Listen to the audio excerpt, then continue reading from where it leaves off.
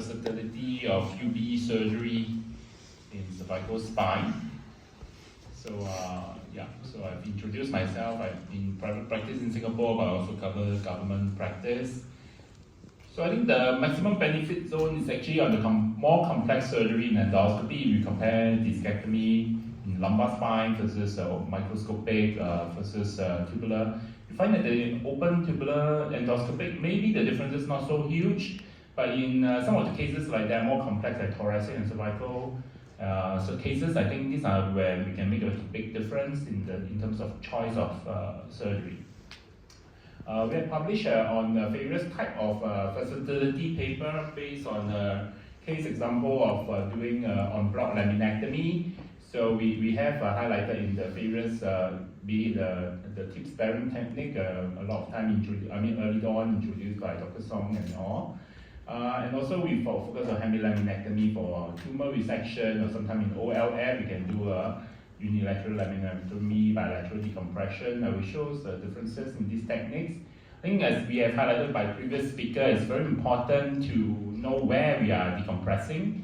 And as you know, as we look at the radiculopathy, the foramen can be compressed in the more medially or more laterally. If the focus is more laterally, sometimes we have to maybe more incline in the way we resect and consider even a contralateral foraminotomy from the UBE.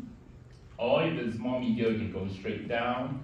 And that is a decision also influence whether you want to do a monoportal or biportal surgery.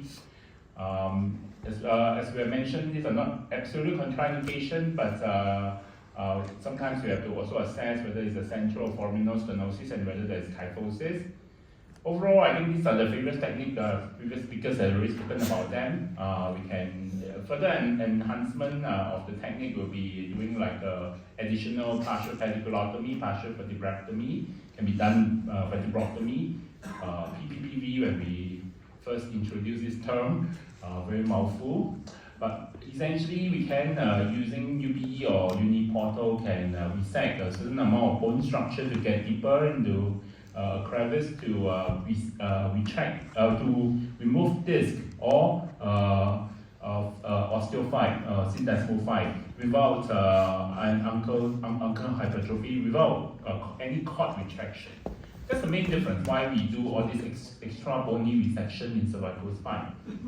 So overall, for preliminary indications in the one that I published in European Spine, we say that if the disc is not more than, preferably most of the disc is lateral to the cord, otherwise it's really central, then we should do what Dr. Malcolm did, maybe an AECD, anterior cervical scope.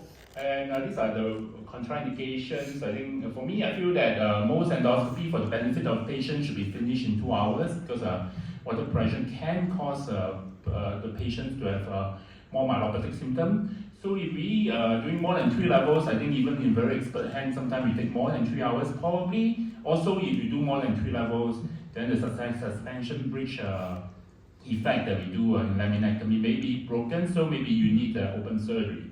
But these are my main personal guidance on how I decide on surgery. Overall, I think the uniportal results has been published. We have 5 years result now. At the time, a few years ago, we published a 2 years result. They are equally good. This is the uniportal. I think it was highlighted just now, so we can kind of just go through it quickly. I think it's very similar. We have basically talk directly, and then we make a foraminotomy. And then subsequently, we do a foraminotomy of the level. We have been doing this now as more or less a day surgery. Essentially, the patient can go home by the next morning. We observe them. Instead of lumbar, where they go home straight away, I tend to observe them for half a day to make sure there's no fluid collection. Expose V point, we get into U point, and then I think this has been highlighted on earlier. I find that in uniportal, I tend to go to lower lamina first, and go to upper lamina, so that we can show the IAP. I think the previous speaker, Dr. Nancer, have highlighted very nicely using the drill. You can actually measure 4 mm or 8 mm out. Essentially, we assess whether the SAP is removed, and then we can remove the disc, and the nerve is exposed. I tend to leave these parts of the cord Depending on where the compression is, if the compression is not near the cord at all, like for this case, then we leave this flavum, so you don't have to deal with bleeding. Okay, of course we have to assess the adequacy of compression over your own assessment, right? Okay, so these are the results, and then we have published also about this additional vertebrectomy technique, PPVV technique, so that we can get into deeper. Basically, the principle is we get into a crevice so that we can get to the central part of the disc, and then we move the disc with a possibly flexible forceps, for example, or angulated forceps. Okay, so now we talk about UBE, and then UBE, as I've shown you in the previous case example, it has been published, and then we basically can remove, let's see whether this works. Okay, so I think UBE is very good in terms of exposure and in terms of fluid management, as well as we can see from the poll just now, a lot of us chose in the more complicated cases like your ossified yellow ligament. So what you can do is that you can kind of give a less magnified view compared to a uniportal. And I find that in UBE we can actually resect a lot more on the create a space at the supraspinous area, removing the lamina more efficiently, create a sufficient space so we can go contralaterally without being quite close to the cord. In the monoportal technique, unless we use a very small scope, sometimes we are hovering. If we use a stenosis scope, for example, we will be docking right in the middle, and then we use Harrison for the contralateral side. Unlike UBE, where you can really go on opposite side with small instruments. So this, Dr. Park is still here. Okay, so this is a butterfly technique, split butterfly. So maybe I can get an award for that. Okay, for next, okay, UBE can be extended for OPLL as well. So OPLL is a bit more controversial. Some people say, you need to fuse the spine so that OPLL decrease in size over time. This is also my kind of guiding principle. I speak to the patient and I tend to advise them to fusion. But you'll be surprised that a lot of patients who have a choice, they wouldn't want themselves fused. And I have a very young patient who doesn't want themselves fused. And he has instability, and this is his video, can you play? Anyway, he has severe spinal stenosis over this region. You can play. So with OPLL, his MJOA score drop is he's 40-year-old, but he's working with a bit of white gait, and then he's having bilateral hand numbness. So you can see the tightest area is over here. 3-4. Interestingly, I find that quite a lot of my patients have C3-4 OPLL that's tightest. Not sure whether we have the same experience. It would be interesting to share. And then the next level is C4-5 when they come to OPLL when they are tight. So this is the option that we have discussed, and probably I show the example here. Can we play this video for me? Okay. So we do a C2 to 5 laminectomy. You need an extra incision for that. We tend to keep 2 cm to 2.5 cm in the gap between the UBE portals, so we can cover area of decompression. But if that is not sufficient to cover all 3 levels, then you make a third portal. Okay, so essentially you have seen the decompression just now, but it's pretty similar. So probably I will skip that. Overall, the decompression is sufficient. And then this is a scar. He has some tingling of the right arm. It lasted him 4 to 6 weeks. Thankfully, and also a lot of some shoulder pain, probably due to strapping. Maybe when I was using Harrison opposite side, I'm not sure. But thankfully, I follow him up for 1 year. He's very happy now. He can run 10 kilometers, do gym, back to normal. But this OPLL, whether it evolved 5-10 years later, that we have to observe over time. But it's patient choice. I've sat him down, discussed critically about whether I should fuse his spine, which is my first recommendation. But if they refuse, rather than letting them go, being continued to be myelopathic, we could use this as an option. So just to show in weakness, like Dr. Munshi mentioned, doing decompression efficiently early would have benefit the patient. Or you need a small scar and it can make a huge difference in patients. And then for that, it's a monoportal, of course. So it's a very versatile surgery. I think, as we all have discussed, it's quite we are doing this in the early period. We don't have a 20 years, 30 years follow-up. So we open and discuss critically that, okay, I'm efficient in this surgery, and then we are also can deliver similar results. And compared to fusion, what would you choose? Sometimes now patients are very educated. We can use AI and actually find the various fusion rate, what are the complications, so patient would know, and then he will let you know. So for us as a surgeon to decide, also we be equipped with knowledge and abilities to perform various surgery and do what's the best for the patient. And next is the topic, which is basically what is the best option for foraminotomy. I think that will be quite quick because there's no video. Overall, basically, there's quite strong evidence for foraminotomy. I think our group also have published a number of evidence for that. It is good for radiculopathy, indication for single or multiple level of cervical radiculopathy, and it's a good alternative to the fusion and disc replacement.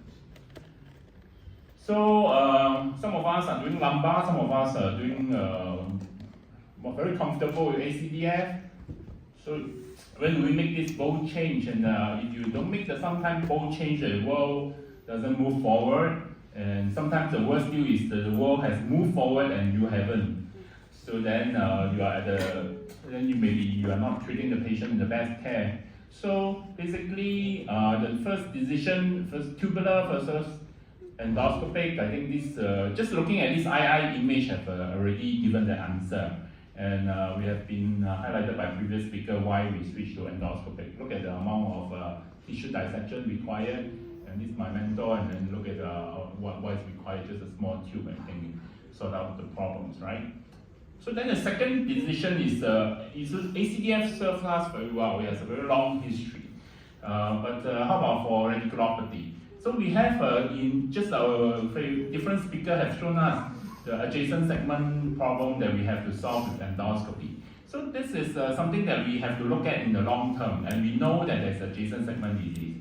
We also know that there's disc replacement as an option for radiculopathy, but disc replacement is also relatively new technology. We may not know how long it lasts. But what we know is that if we have a lumbar slip disc, we are doing basically a discectomy foraminotomy in a way, small amount of asset resection. So you should apply the principle that can be applied to lumbar to cervical cases. So that decision may not be as hard, but overall, I think we all usually start slow, so we have also published that. I think in the first generation, the first 50 cases, I think then the complication rate is such. And then you realize the second generation, where we do most of the cases with posterior cervical technique, again, the complication rate is quite controllable, and we show a statistical significance in comparing these two generations, that the second generation has a better outcome. So doing more cervical scope may essentially be of a possible better outcome for patients. So using cervical scope, we can dock in a very specific manner. We can also treat sometimes in the rare cases where there's only lateral foraminostenosis, no medial foraminostenosis. Maybe we can do a lateral resection rather than a medial resection. So these are various techniques. And then in terms of the long-term follow-up, we have shown that it's good results. And we have shown also this technique of partial pediculotomy to assess the medial disc. Overall, UB side, there is also one more technique where we can use an inclinatory approach. I think it's popularized by Dr. Kwan Su Song. Basically, we stand on the opposite side and then we undercut the opposite foramen. The advantage of this is we don't really need to take out a lot of the inferior radicular process of the contralateral side. We can use the inclinatory approach to take out just the minimal amount of IAP and get into SAP and resect potentially less facet joint. And standing on the left side, then we don't get involved in the song space where we can disrupt the muscles. But it's a surgeon's choice. There's a lot of people who do a right side UBE and they do very well. So overall, I think looking at UBE and inclinatory and right side foraminotomy, I think overall there's maybe right side a little bit more soft tissue damage, but essentially I tried all three techniques. I think the patient clinically cannot feel it. For bony removal, I think it's less on the inclinatory, and probably take some time to adapt the inclinatory approach because it's a different anatomy. Overall, I think we need some modified equipment. I think that one we in discussion we're designing also. Probably 110-degree Harrison would be better. Overall, that technique is difficult for central compression, decompression. For comparing uniportal and biportal, I think overall in the Zhang Wei's group with Dr. Hao Pan, we found that they are very similar in terms of outcome. Interestingly, they have, of course, they have less fluoroscopic time. They find that there's obviously less, more incision in the biportal. They have 2 incisions, and subsequently, in terms of outcome, it's quite similar. For me personally, just to summarize over time, the last few slides, if there is more bone work, where we think that resecting more bone may be beneficial to the patient, for example, OPLL or ossified ligamentum flavum, then I prefer biportal. If it's just a foraminotomy for one ankle hypertrophy or multiple ankle hypertrophy, I still prefer uniportal. So as this ongoing debate, more complex surgery, manipulation, large instrument, all this available as biportal, but uniportal you need special equipment. But what's the best option is really in your hands. I know we all have been sitting on the fence. If you ask for the next 5-10 years, I think people will still be sitting on the fence because it must be a good technique to be developed to this stage where all of us are sitting here as endoscopy. So I encourage all of us to explore both techniques if you have the opportunity to, so that you can, in your mind, design what's best in your hand. Thank you very much.